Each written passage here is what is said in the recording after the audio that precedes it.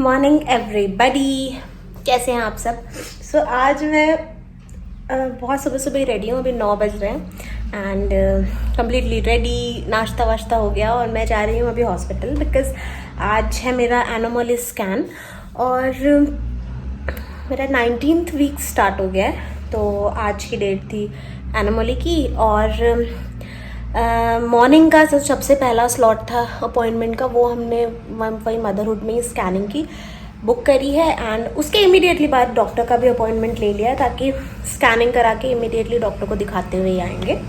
और 2 टाइप की एनोमलीज होती है, एक होती है नॉर्मल एनोमली और एक होती है एनोमली 2D इको, जिसमें कि आपको मतलब नॉर्मल एनोमली से ये जो 2D इको, आई थिंक मैं नेम सही बोल रही हूँ, अगर गलत होगा तो मैं यहाँ लिख दूंगी क्योंकि मुझे भी नहीं पता, मुझे भी पहली बार ही पता चल रहा है कि टिम के टाइम हमने नॉर्मल एनोमली करवाई थी बिकॉज डॉक्टर ने ऐसा ऑप्शन नहीं दिया था। बट इस बार ही डॉक्टर ने ऐसा ऑप्शन दिया कि या तो आप नॉर्मल करवा सकते हो एनोमली या तो फिर उसका थोड़ा एडवांस्ड वर्जन है एनोमली इको।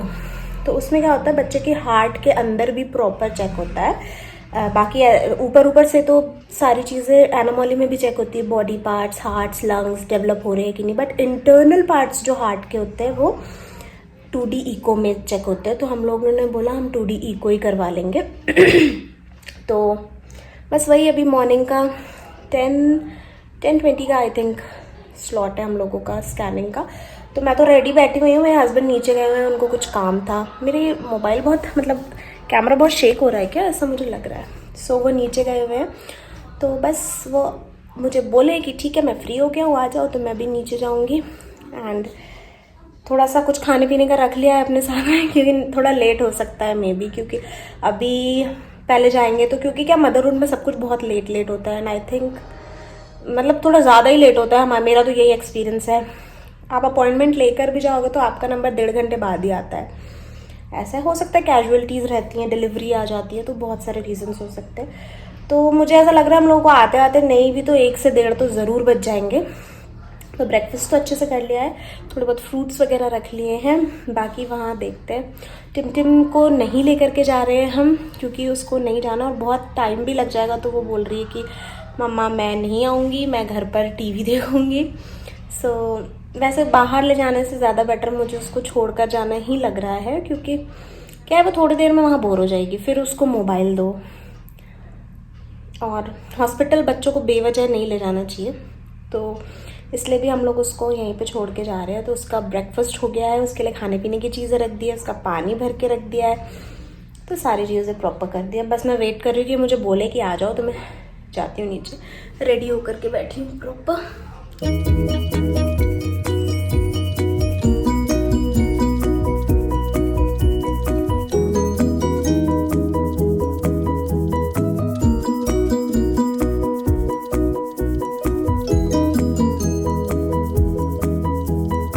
पहुंच गए हम लोग। यहाँ पर हमेशा पार्किंग का प्रॉब्लम रहता है तो बाहर ही पार्क कर रहे हैं, अंदर हमेशा फुल रहती है, हमेशा फुल। और चिपका के खड़ी करूं।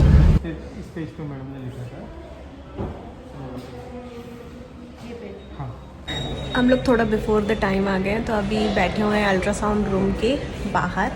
ऑलमोस्ट 20-30 मिनट पहले आ गए, चाय भी पी ली एंड अब वेट कर रहे हैं। मैं बहुत बाल ऐसे करने लगी हूँ, क्या है कट कर आए हैं ना, और शॉर्ट हेयर का एक्सपीरियंस मुझे नहीं पता कितने सालों बाद। मैं तो सोच रही हूँ थोड़े और शॉर्ट कराने को, जो थोड़े ऊंचे नीचे है ना, मैंने लास्ट वीडियो में बताया था ना 2 लेयर्स छोड़ दिए, नहीं तो बहुत छोटे हो जाते। तो मैं सोच रही हूँ ऊपर वाली लेयर तक कटवा ही लेती हूँ ताकि वो बिल्कुल बराबर लगे। अभी नहीं तो कैसे ये बड़ा ये छोटा दिखता है। लेट्स सी, ये हेयर स्टाइल मुझे बहुत अच्छी लगती है आजकल, थोड़ी सी मेरी मैसी हो गई है बट कोई बात नहीं।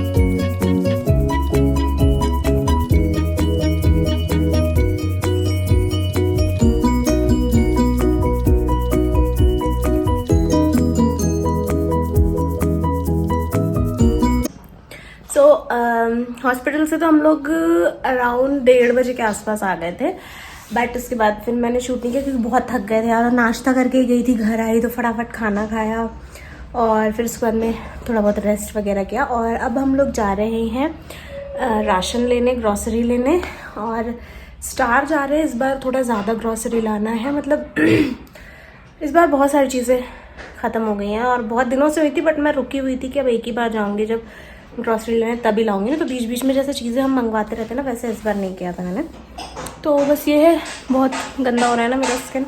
चलो अब चलते हैं ग्रॉसरी लेने। यहाँ मेरे घर के पास में ही कंस्ट्रक्शन, अब तो लाइन से बहुत कंस्ट्रक्शन हो रहा है, तो मुझे लगता है अब पूरे टाइम आवाज़ आती रहेगी, नहीं पता कितने टाइम तक। तो वही कंस्ट्रक्शन का ही आवाज़ हो रहा है। कभी जेसीबी चलती रहती है, कभी ये ठिक ठिक चलता रहता है, कभी वाटर वो बोरिंग होती है ना, वो होती रहती है। तो बहुत सारी चीज़ होती है। और ये जो टॉप है ये मेरा जब मैं प्लस साइज़ थी ना तब का है, तो अभी भी इनफैक्ट मुझ में ये बहुत अच्छे से हो जाता है। तो अच्छा है, उस टाइम के सारे कपड़े मेरा भी मैटर्निटी में काम आ रहे हैं। और अभी इस बार मैंने सोचा कि इस बार मैं थ्रू आउट प्रेगनेंसी बहुत अच्छे अच्छे कपड़े पहनने वाली हूँ, मतलब ऐसे ही कुछ भी नहीं पहनने वाली।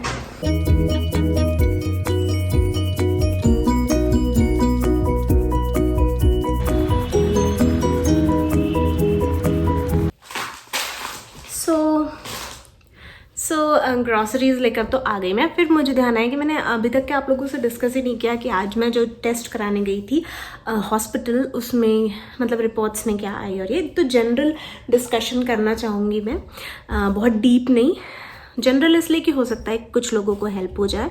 और बहुत सारे ऐसे क्वेश्चंस भी आते हैं इसलिए, बट कुछ क्वेश्चंस ऐसे होते हैं जिनका मैं अभी आई थिंक जवाब ना ही दूँ तो अच्छा है, आगे डिस्कस करूँगी कौन सा क्वेश्चन है। सो बेसिकली आज मैं गई थी एनामोली के लिए, जो कि 18th to 20th वीक के बीच में होता है, जिसमें बेबी के full body parts and organs को अच्छे से चेक करते हैं। तो आज वही हुआ। और हम दोनों को ही जो अल्ट्रासाउंड रूम है उसमें बुलाया था। एंड ऑफ कोर्स आजकल हस्बैंड्स को भी दिखाते हैं, बट बीच में जब कोविड टाइम था, खैर अभी भी कोविड टाइम है, तो इसलिए बहुत ध्यान रखना अपना, ज़्यादा बाहर नहीं जाना, जाओगे भी तो मास्क वास्क लगा के फुल प्रोटेक्शन के साथ जाना। तो जब बीच में बहुत ज़्यादा पीक पर था तब सिर्फ पेशेंट को ही अंदर बुलाते थे और साथ में किसी और को बुला करके नहीं दिखाते थे जो ये अल्ट्रासाउंड वगैरह होता था ये। बट अभी वापस से हस्बैंड्स को भी बुला करके एंड सारी चीज़ें दिखाने लग गए हैं। सो बेसिकली हम दोनों ने सारी चीज़ें देखी, लाइक बेबी को देखा, फेस अच्छे से देखा, हैंड, लेग, मतलब सारी चीज़ें देखा। एंड टिम के टाइम से काफ़ी एक्टिव है जो भी है वो, तो अच्छा लगा ओवरऑल देख करके। क्योंकि वो जो भी क्योंकि बेबी उस टाइम पर जगा हुआ था तो बहुत अच्छे से अल्ट्रासाउंड हुआ। अदरवाइज़ डॉक्टर बोल रहे थे कि मुझे वॉक करवाते वो, अगर बेबी जगह नहीं रहता तो। कई बार बहुत सारे पेशेंट्स को दूसरे दिन भी बुलाते हैं अगर उनका बेबी सोता रहता है अल्ट्रासाउंड के टाइम पे तो, बट हमारे टाइम ऐसा नहीं हुआ, काफ़ी स्मूथली हो गया, टचवुड सारी चीज़ें। तो रिपोर्ट्स वगैरह सब अच्छी हैं एंड ऐसा कुछ भी नहीं था जो कि मतलब वरी करने जैसा हो। और मुझे टिटनेस का इंजेक्शन लग गया, मैंने हाथ में लगवा लिया और मुझे अभी से ही दर्द शुरू हो गया, हाथ में नहीं लगवाना था, बट कोई बात नहीं। अब नेक्स्ट जो है, अगर नॉर्मल टिटनेस ही लगाना है तो वो 1 मंथ बाद लग जाता है। जैसे अभी 5th मंथ में ये एक टिटनेस लगा है तो नेक्स्ट टिटनेस, अगर टिटनेस ही लगवाना है नॉर्मल वाला, तो 6th मंथ में लग जाएगा। और एक आई थिंक TP समथिंग कुछ होता है, मुझे नाम नहीं पता, मैं यहाँ लिख दूँगी, TPA DPA वॉटेवर, तो वो एक थोड़ा एडवांस्ड होता है जो नॉर्मल टिटनेस से। तो वो अगर आपको लगवाना है तो वो आपको पोस्ट 26 वीक लगवाना पड़ेगा, 26 वीक के बाद लगवाना पड़ेगा। तो हम लोग वही वाला लगवाएंगे एंड फ्लू का लगवाएंगे। फ्लू ऑप्शनल है बट स्टिल फ्लू का लगवाएंगे। एंड इसके अलावा कोविड की वैक्सीन्स मैंडेटरी है, तो मेरी तो दोनों कोविड की वैक्सीन्स हो गई है। पहली जो थी वो मैंने आई थिंक मई एंड में या जून की एकदम स्टार्टिंग में लगवाया था first dose. And second dose मेरी प्रेगनेंसी जैसे ही कंफर्म हुई थी, जब मैं मेरे ससुराल गई हुई थी, उसके immediately next to next day मैंने जो सेकंड डोज था डॉक्टर से कंसल्ट करके सेकंड डोज भी लगवा लिया था। तो मेरे दोनों डोज कंप्लीट हो गए हैं कोविड वाले, वो बहुत ज़रूरी है अभी होना। तो वैक्सीन्स मेरी ऑलमोस्ट हो गई हैं। इसके अलावा मेरी जो मेडिसिन 3rd मंथ एंड होने के बाद स्टार्ट की थी वो ही चल रही है। एक आयरन चल रही है, कैल्शियम, मतलब आयरन एंड फोलिक एसिड का कॉम्बिनेशन है, एक कैल्शियम है, एक विटामिन B12 है और एक विटामिन D है। विटामिन D जो है वो वंस इन अ वीक लेना होता है और मुझे एक्चुअली विटामिन B12 और विटामिन D की डेफिशिएंसी है, जो मेरा डबल मार्कर टेस्ट हुआ था ना उसमें आया था ये। मैंने एक्चुअली डबल मार्कर टेस्ट वाला भी जो व्लॉग है ना वो शूट किया है अक्टूबर में आई गेस, बट वो मैंने अभी तक लाइव नहीं किया, तो वो भी मैं एडिट करके इसके बाद वो वीडियो लाइव करूँगी। तो उस वक्त मैंने शूट करके रख लिया था कि जब मैं प्रेगनेंसी अनाउंस कर दूँगी तब मैं वो वीडियो डालूँगी, तो वो भी शूटेड है डबल मार्कर टेस्ट वाला। 13th वीक में हुआ था मेरा। 11, 12 या 13 इन तीनों में से ही होता है। तो आई थिंक 12 या 13 में हुआ था, मुझे इतने अच्छे से याद नहीं है। सो बस ये है। इसके अलावा मेरा मैंने आप लोगों को अभी तक बताया नहीं, इस प्रेगनेंसी में मुझे थायराइड भी निकला हुआ है। तो मेरी थायराइड की भी मेडिसिन चलती है मॉर्निंग में। टिम के टाइम नहीं था मुझे थायराइड, और नॉर्मली भी मुझे थायराइड नहीं है, बट ये गेस्टेशनल थायराइड है जो कि प्रेगनेंसी के टाइम पर ही हुआ है, एंड होपफुली बाद में शायद ठीक हो जाए। तो वो भी हो गया है। एंड वेट मेरा जब मैंने जस्ट कंसीव किया था तब से अभी तक के मेरा वेट अराउंड 3.5 kg बढ़ा है, जो कि बहुत ज़्यादा नहीं है और ना ही कम है, ठीक है, क्योंकि बेबी का तो ऐसा कुछ वेट अभी होता नहीं है, 200-300 ग्राम ही होता है। बट मेरा वेट अराउंड 3.5 किलो बढ़ा है। बट देखने में वो बहुत ज़्यादा इसलिए लगता है क्योंकि मुझे किसी दिन बहुत स्वेलिंग रहती है बॉडी में और किसी दिन नहीं रहती है। तो स्वेलिंग का क्या रीज़न है मुझे नहीं पता। तो बस ये था, ये चीज़ें मुझे आप लोगों के साथ में डिस्कस करनी थी। हाँ, अब नेक्स्ट मुझे 1 मंथ के बाद वापस से डॉक्टर के पास जाना है, मतलब दिसंबर एंड में जाऊँगी मैं फिर से अपनी नॉर्मल विजिट के लिए। एंड फिर I think 7th month scanning वगैरह होती है। अब मुझे इतना अच्छे से याद नहीं है टिम के टाइम का। सो बस सब कुछ सही है, ऐसा मैंने सोचा मैं आप लोगों को बता दूँ बहुत सारी चीज़ें।